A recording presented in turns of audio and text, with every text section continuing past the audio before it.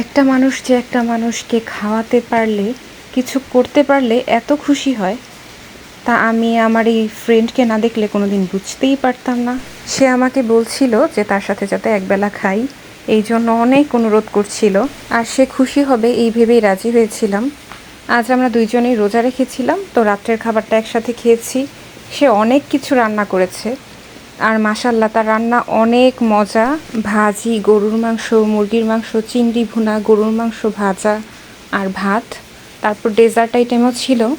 Dessert হিসেবে সে বানিয়েছিল pudding আর butterscotch cake.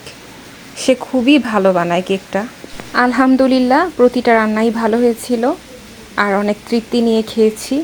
সবচেয়ে ভালো লেগেছিল তার আন্তরিকতা। এমন আন্তরিকতা পাওয়া, সেটাও অনেক ভাগ্যের বিষয়।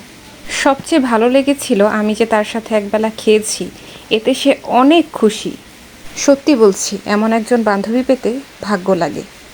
অনেকেই তো অনেক কিছু করে, কিন্তু কে মন থেকে করে আর কে মুখ থেকে করে, ওটা বোঝাই যায় তার আন্তরিকতায়।